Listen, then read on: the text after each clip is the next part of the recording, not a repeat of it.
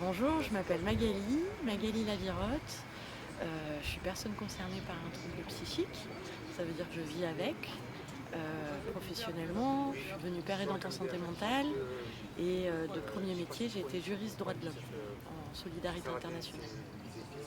Moi, je suis venue pour parler d'une démarche qui d'abord était personnelle. J'ai écrit un texte qui s'appelle Manifeste d'une rétablie, dans lequel je croise un petit peu ce regard professionnel lié aux droits de l'homme avec la condition d'être une personne en situation de handicap. Donc c'est pour moi assez intéressant de confronter ce que j'ai pu vivre en tant que citoyenne en situation de handicap et des textes que j'ai appris et pour lesquels d'abord j'avais une posture professionnelle. Donc c'est la rencontre de ces deux aspects de moi. C'est un texte qui se veut aussi dénonciateur des choses que j'ai pu entendre et observer et qui sont graves à l'échelle internationale, notamment sur les droits de l'homme. Et parce que ça m'a ouvert un discours, une possibilité de porter la parole d'eux, je témoigne aussi de ce qu'on m'a confié dans ce texte-là. Et je conclus que j'aimerais et que je prétends dans ce texte-là être collective, mais pour l'instant le manifeste a été écrit par une personne.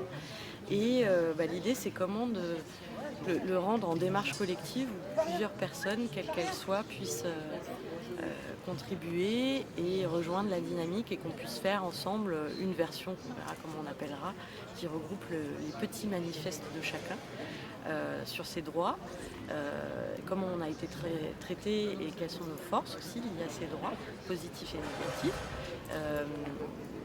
que j'appelle le projet Manifeste-toi. Et donc ici, je suis venue faire une invitation à toute une pluralité de personnes pour leur dire rejoignez-moi, qu'est-ce qu'on fait, comment on fait. Et je serais intéressée pour réussir à organiser une recherche participative et puis de voir comment on la valorise par la suite.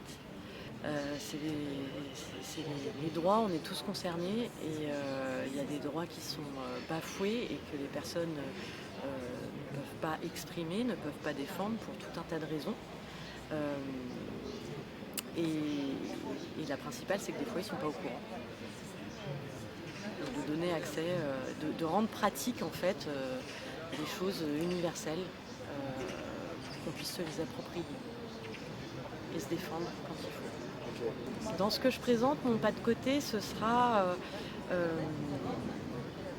de rappeler un message qui est porté par plusieurs personnes, que le terrain, les personnes qui sont concernées, c'est dans cette zone-là qu'il y a des pistes pour une démarche qui soit plus respectueuse et garantie des droits de l'homme.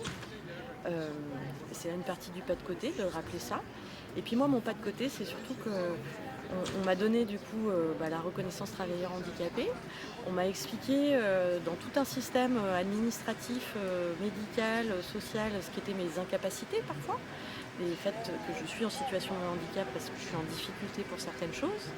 Et mon pas de côté, ce serait de dire mais est-ce que c'est pas eux, vous, qui n'êtes pas capable de certaines choses, d'inverser cette notion de capacité et pour illustrer réellement mon pas de côté sur cette question,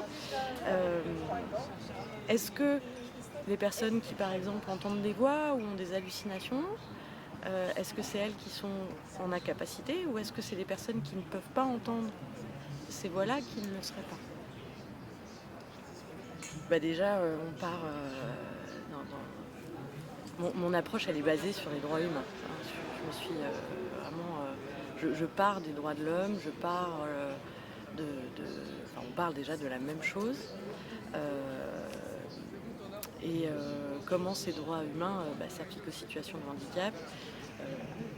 Quand j'apparais en tant que personne concernée ou dans le milieu professionnel en tant que père aidante, il est bien question ça dans le système, quelle place a ces droits humains et comment on les accueille, on les défend, on les fait se connaître.